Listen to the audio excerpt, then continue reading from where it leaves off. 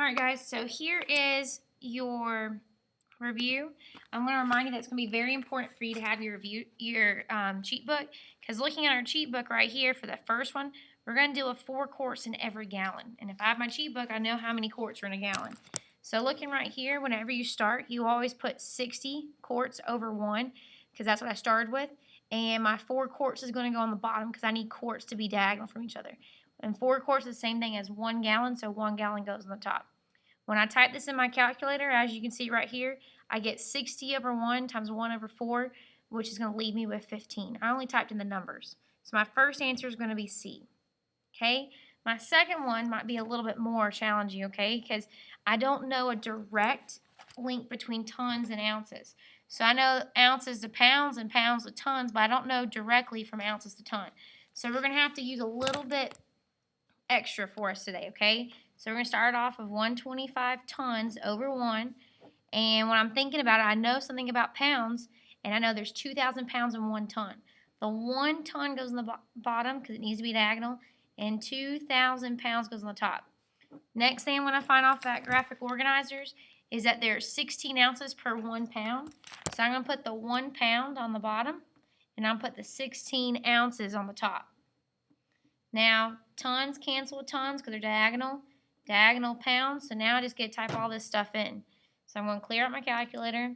Alpha y equals enter 1.25 over 1 times, oops, let's try that again.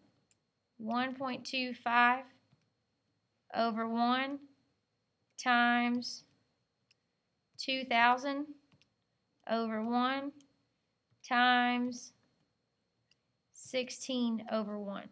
So when I press enter, I'm left with 40,000, which is option A right there. And this is showing your work, guys. It's showing how you're setting up those fractions. All right, in this case now, we're to the metric system because we have milligrams. And grams is a basic unit. So if you're remembering back to when you had this graphic organizer, grams is in this middle piece right here, okay? So grams right there in pink. And when I'm looking at it, I'm going to go from milligrams to grams. So I'm going to go from here, which is milli, to grams. That's 1, 2, 3 hops to get to grams. And it was 3 hops in the left direction. So 92, there's my decimal. I'm going to go 1, 2, 3 hops, which gives me this number right here, 0.092, which should be answer choice D, 0.092. And we moved it 3 hops in the left direction because we went from milligrams to grams. Okay, next one, we're going to go from kilometers to meters. So I've got 17 kilometers. I'm right here. And I'm going to go 1 hop, 2 hop, 3 hop. And I'm going to go 3 hops in the right direction because that's where I just hopped. Okay, there's my decimal, 1 hop, 2 hop, 3 hop. So I got to put placeholders in, which is going to give me 17,000 meters when I'm looking at it. So just don't forget your placeholders. Okay, number 5, looking right here, we're set with 27 meters over 1. And we need to know how to use this next piece. But they told you that 1 meter is equivalent to this many feet. I'm going to put the 1 meter in the bottom, and I'm going to put the feet on the top. The meters are going to cancel, and now let's see what we get. So I'm going to type it in my calculator. Alpha y equals enter 27 over 1 times 3.2808 over 1. It's going to give me 88.5816. So it looks like they bumped that 8. That 5, the 8 bumped the 5 up to a 6. So we got option C right there. Okay, next one, same thing. I'm going to write 16 fluid ounces over 1. And fluid ounces needs to go on the bottom. And 1 milliliter needs to go on the top. Fluid ounces are going to cancel, and we're going to be left with milliliters, which is what we're hoping for. So we're going to type this in. We get 16 over 1 times 1 over 0.0338, which gives me 473.4 because that's 7 rounds the 3 up. Next one, we've got 1 square foot is how many square inches? Well, whenever I hear square, I think of area problems. So area is 1 foot times 1 foot gives you 1 square foot. But now I'm going to talk about this in terms of inches. So that's 12 inches because we know there's 12 inches in a foot. That's also 12 inches because we know there's 12 inches a foot. So when you do 12 by 12, you get 144 inches squared. Okay? Because we're talking about area. You got to multiply. You can't add. And when you do inches by inches, you kind of got 2 inches. It's kind of like x times x is x squared. Same idea. Okay? Next one, 50 feet per second. So I'm going to go through and see what cancels out. Okay? So feet needs to be diagonal. Well, that feet's not diagonal, so it's not A. Feet needs to be diagonal, so that feet was diagonal. We're going to be left with miles on top because that's what we're looking for right there. Now let's talk about seconds. Seconds, well, this seconds right here is not diagonal. It needs to be one on bottom, one on top. So it's not B, okay? The feet is good, and we're left with miles. Seconds, I need a second on top, and once again, they didn't put a second on top. So it's not going to be C. So I really hope D works out. Feet times feet cancel, so we're left with miles. 1 second on the bottom, 1 second on the top is good. 1 minute on the bottom, 1 minute on the top is good. So I'm left with hours. So my answer here is going to be D. That would be showing your work by just showing you what actually cancels out. Okay? So remember, the biggest thing about dimensional analysis, you want to make sure your units are diagonal from each other. Okay, the fun part, we're going to start about radicals. So we're going to simplify this radical first. So I'm going to take the number 252, and I'm going to find the prime factorization of it. So 252, I know it's divisible by 2, gives me 126. I know that 126 is divisible by 2 because it ends with an even number, which gives me 63.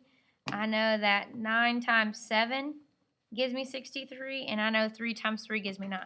So if you want to check and make sure you got this right, 2, 2, 7, 3, 3, what you need to do is just type this in.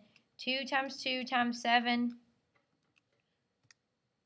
times 3 times 3. And that gave me the 252 that I started with. So that's how you can check and make sure you got the prime factorization correct.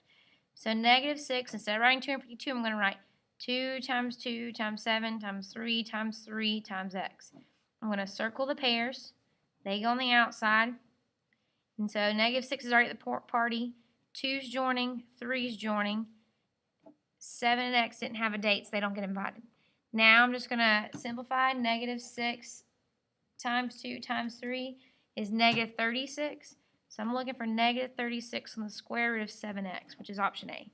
And guys, if you forgot those steps, the nice thing is you have a graphic organizer that reminds you of those steps. If you follow the steps, that will help you out with it, okay? So that's the reason we give you a graphic organizer for you to use it in case you blank out or forget. Okay, next one, we're going to also do the same thing. Step 1 on your graphic organizer is write the prime factorization. So 96, I know it's even, so I know 2 is going to be divisible by it. 96 divided by 2 leaves me with 48. I know that 48, 6 and 8 go in there. 6, 2 and 3, 8, 2 and 4 breaks down to 2 and 2 again.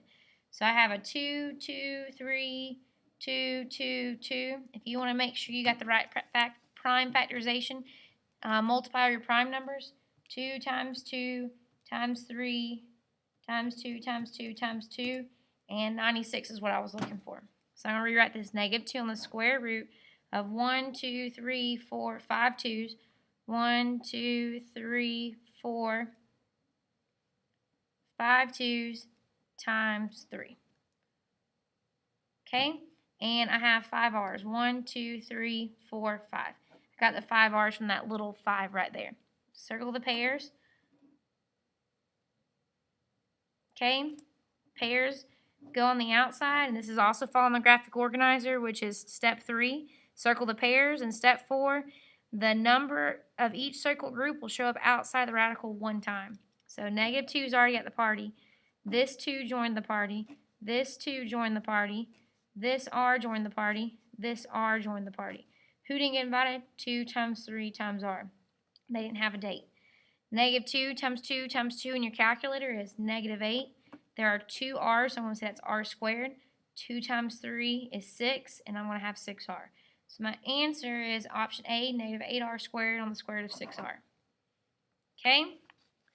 Next one right here, negative 2 on the square root of 6 minus 3 on the square root of 6. When you're looking at this, they have the same radicand, so they're like terms. So really, negative 2 minus 3, when you're looking at it, I would use my calculator. It gives me negative 5. So it's going to be negative 5 on the square root of 6. I would just emphasize that those are like radicals. Like radicals, you add the exponents, or add the coefficients. So there's me a note in case I'm looking back about how I did that. Next one, they don't have like radicals, so I'm going to have to bust up 18. I'm going to have to simplify it first. So 18, I know 9 and 2 goes into it, and I know 3 and 3 goes into 9. So I'm going to rewrite it, negative 2 on the square root of 2 plus 3 on the square root of 3 times 2. That's where these came from, right here. I'm going to circle my pairs. They're going to the party. Now 3 was already at the party, but this set of 3 is joining. And now simplify, negative 2 on the square root of 2. 3 times 3 is 9. So you get 9 on the square root of 2. Now that we have the same radicands, they both have the same index and the same radicand, we're going to combine them. So I'm going to just type in my calculator, negative 2 plus 9 gives me a positive 7. So my answer is 7 on the square root of 2. But guys, if you were unsure about that one, great test taking strategy, type it in. Negative 2 on the square root of 2 plus 3 on the square root of 18. And see if that matches the answer you got for 7 on the square root of 2. And it does. It matches exactly. Makes it really easy when there's no variables and it's only numbers. You can do that. Next one. Okay, we also have a graphic organizer. Mind you, here's our graphic organizer for adding radicals. Simplify everything first. Our second graphic organizer with multiplying radicals was right here. And it says you need to multiply the outside numbers, multiply the inside numbers, and simplify. So that's what we're going to do right now. Outside numbers is an understood 1 and 1. So 1 times 1 is 1. And inside times inside is going to be square root of whatever 12 times 15 is.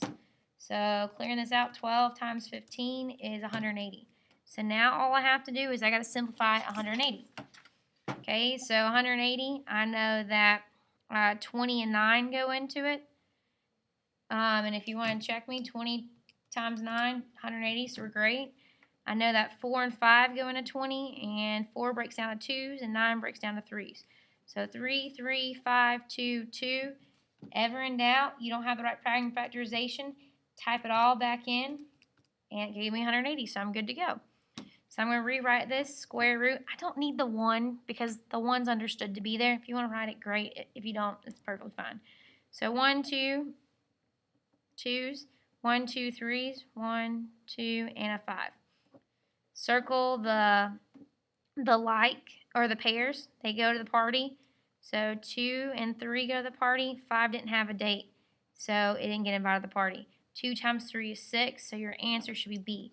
Same thing, this one's only numbers. So if you're in doubt, square root of 12 times square root of 15 is going to be this number, and 6 on the square root of 5, which is my answer, that's the same thing. So when in doubt, go ahead and just type it in and check it out and see if the decimal approximations are correct or the same.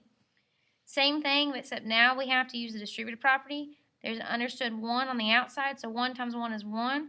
Inside would be 3 times 6 is 18, plus the outside is 1 times 2, and there's technically an understood square root of 1 there. So 3 times 1 is square root of 3.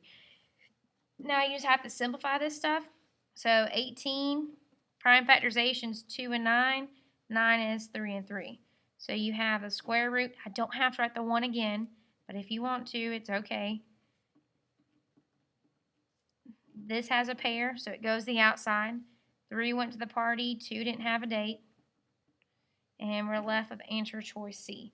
Same thing, if you're unsure if it's right, type in the problem, type in the answers until the decimal approximations line up. Great test taking strategy. Page 3, we're now on to polynomials. So when I'm looking at this, love adding polynomials because all it is combining like terms. So negative 8x squared and 3x squared are the like terms. So I'm going to do negative 8 plus 3 gives me negative 5x squared. All right, 8x doesn't have a like term over here, so I'm just going to write down the 8x. And 4 and 7, those are like terms because they're both constants or numbers without variables. 4 plus 7 is 11. So my answer is going to be answer choice B. Okay, same thing again, except now it's trinomial and another trinomial. So r squared and 8r squared, well that's 1r plus 8, so that's going to give you 9r squared. Next one, we got r and 3r. So r plus 3r is going to give you 4r. So there's like 1 plus 3. And now we have negative 6 and positive 2. So if I'm unsure what the negatives, I'm going to type my calculator. Negative 6 plus 2 leaves me with a minus 4. So 9r squared plus 4r minus 4 is option C. Okay. Same thing with finding the difference, except now you have like an understood negative 1 there that you have to multiply through or basically change the signs. So the first parentheses doesn't have anything in front of it, so I'm going to rewrite it. But the second parentheses we have to distribute. Negative times a positive is a negative. Negative times a negative is a positive. But notice, positive changed to negative, negative changed to positive. You really just change the signs as you're going through it. Now combine like terms. 3r squared and negative 7r squared are like terms. And if you're in doubt, you type in your calculator. Negative 7 plus 3 is negative 4. So I have negative 4r squared plus 7 because 1 and 6 are like terms. So my answer is option C. Next one, same thing. You got negative 1 here. You're going to distribute it through. That's the biggest mistake people make. Nothing in front of this one right here, so I'm going to rewrite it. 6x squared plus 6 plus 3x. And now negative times a positive is a negative x. Negative times a positive is a negative 7. Or positive, positive change to a negative, negative. Combine like terms, there's not another 6r, or there's not another one with an x squared. So I'm going to put 6x squared. That one's taken care of. 3x and negative x, well, 3 minus an understood 1 there is a positive 2x. And then 6 and negative 7, if I type that in my calculator, 6 minus 7, I get negative 1. So my answer is option B, 6x squared plus 2x minus 1. So there's adding and subtracting. Now we're going to do some multiplying. So when I do multiplying, we got 3k times 4k minus 4. So you have to distribute once again. 3 times 4 is 12, and there's 2 k's there, so I'm going to say k squared. 3 times negative 4 is negative 12, and there's only 1 k, so I only write 1 k, which is answer choice A right there. 20 right here, we got 3n times 5n, which is going to give me 15. There's 2n, so I put a square. 3n times negative 2, that's going to give me a negative 6n. So I'm looking at answer choice A. Last page, we're so close. Now we got a binomial times a binomial. So I'm going to use the box.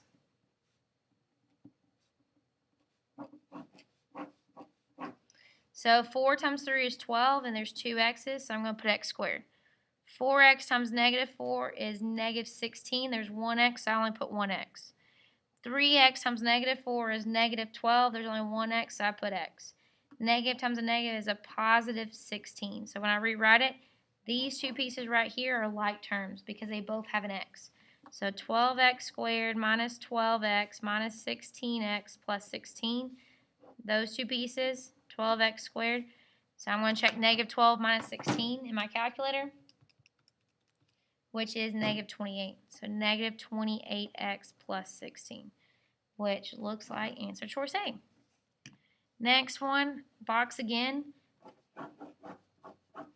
X, negative 2, 3x, negative 3. 3 times an understood 1 there is a positive 3. There's 2 x's, so I'm going to square it. Positive times a negative is a negative. 3 times 2 is 6. There's 1x, so there's 1x. Negative times a positive is a negative. There's 1x, so 1x. Negative times a negative is a positive, and 2 times 3 is a positive 6. Rewrite it where the like terms are next to each other. Those two pieces right there both have an x, so we're going to call them like terms. And they add up to negative 9x, which is answer choice D. Okay, next thing that we've got, you've got a graphic organizer on this. I don't know why you wouldn't use it when looking at this. Graphic organizer looks right here, and it even tells you a coefficient is any number being multiplied by a power within a polynomial expression. So basically, I put a note, it's the number in front of the variable. So what's the numbers in front of the variable? 4 and negative 2. Answer choice D. Okay, constant in your graphic organizer, it is a term that has a fixed value and does not contain a variable. And there's even examples, the number without a variable. So the number without a variable is a, oops, sorry, wrong problem, is a negative 5. So I'm going to pick a negative 5. Don't get fooled for the positive 5. The negatives attached to the 5. Last one, which of the following is a trinomial? Trinomial has exactly 3 terms, so it's not A and not B. Now when I'm looking at this, can't simplify it. Look at this, you can simplify this. 5x plus 3x is 8x. So that is a binomial because it has 2 pieces after you simplify it. So now we have a trinomial, which is answer C. That's your whole review. I know I went through it pretty quickly, but if you have a question, I would suggest definitely pause the